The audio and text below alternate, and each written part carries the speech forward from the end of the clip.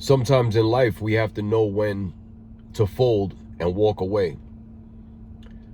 Some of us that are investors heard of the point of diminishing returns, where the amount of time and energy or money that we're pouring into something is not going to return that same value or exceed it. And I want to compare that today from an investment standpoint and a relationship standpoint. What's up, working people? It's the working man, sharing my 2 cents, and hopefully it makes sense. So, both investments and relationships can be correlated in a lot of ways. And as far as investments, sometimes you're going to notice, and this has happened to me recently, I had a stock that I bought a couple years ago that had a lot of promise. I actually bought this company's product, and they filed for Chapter 11 this year. And basically, I lost that entire investment. And, they are going to try to restructure, and maybe I'll get something out of it. But the point is, when I invested a couple years ago, I started to see the decline, and then I doubled down. And instead of taking the approach of having my minimum standard, I just let it ride. And that's usually not the approach that I take in terms of stocks or any investment that I make. Usually, I have a stop loss in place, or I have a number in my mind as far as if the losses come, when I'm looking to exit that position. And yet, I let this basically go down to zero. And the same can be said of relationships. This is for men in particular. Sometimes men, we stay in relationships way longer than we should. We know when that point is. Usually it's pretty obvious when that turning point is. You can feel the shift in the energy. And what ends up happening is we tend to have the same approach in investments that we do in our relationships, because we invested in that relationship, and because we may have done something that we feel guilty about, or we have a certain loyalty to that person, just like we do in investments, right? We have a certain loyalty to that company for whatever reason. Maybe you buy their products. Maybe it's a particular brand that you're fond of. But we have that loyalty, and we're not paying attention to the amount of money, time, energy, attention that we're putting into these things, and realizing that we're not getting a return on our investment. Now, the difference in between relationships and investments is basically, relationships, you go in to give. Whereas investments, you put that money down, and that's all you're going to give, unless you double down on it. But I want to say this as far as relationships. A lot of times we live out of guilt. We stay in things too long out of guilt. And guilt is a trap. It's a trap because you're living out of your past and not forgiving yourself for the person that you were.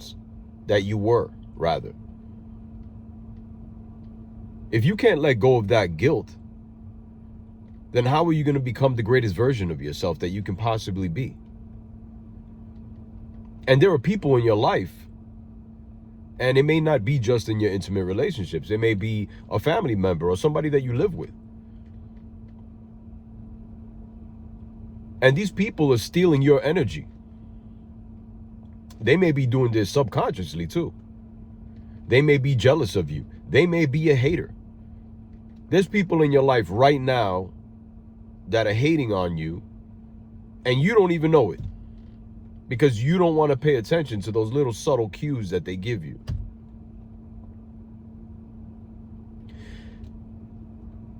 And it is not your job to sell your worth to someone. It's not. They either understand your inherent value or they don't. And then what ends up happening is that you stay in this relationship and it actually diminishes your value because of this loyalty that you have to this person. When you could be releasing this person out of your life and ultimately attracting someone even better, that's a better fit for you. And the same goes for your investments. You continue to double down on this investment, knowing that it's slowly making its way down the cliff sometimes, instead of just saying, hey, you know what? I'm down 20% on this. I'm not willing to lose anymore. I'm going to cut my losses. I'm going to take advantage of the tax loss harvesting, and I'm going to put that money into something else that's going to yield a better result. And so I just wanted to share my thoughts really quickly on this. I'm sure I didn't hit on every single point and every correlation. But the point of the matter is, you have to pay attention to how you're investing your time and your energy, especially. Because if you're a person if you're a person in your 20s right now, you feel like time is endless. You have all the time in the world. And most of you are not thinking like this. In your 30s, possibly the same. But once you get into your 40s, you start to realize how important time is and how valuable your time is. Time is our most precious commodity. And you have to be very cognizant of how you're giving that time away.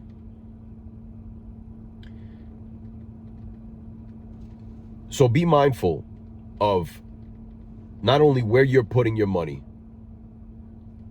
but how you're spending your time with certain people in your life. And if you need to walk away, you walk away and that chapter is closed. Because what's going to happen a lot of the times, if you live out of guilt and you allow that person back into your life, okay, you're wasting your time and energy. Because they are never going to return in the same capacity that you had them at one time. And not only that, even if you're bringing them back, you're probably not giving the same time and energy because of the fact that they may have walked away. And as far as your investments are concerned, be agnostic where it concerns your investments. The only thing you should have full faith in is God and yourself. That's it. Because in the end, those are the only two things that you can rely on. So, this is a short video, but I just wanted to wrap it up and say, just be mindful of how you're spending your time and energy. Pour into things that are giving you something back, that you're getting some kind of return out of it. Because if you're not getting that return, why would you be investing in that thing in the first place? And finally, the wise working man is anyone that's on the path towards financial freedom while simultaneously becoming the greatest version of themselves. If you're interested in coaching, any way to contact me is on the channel page. I look forward to hearing from you. God bless.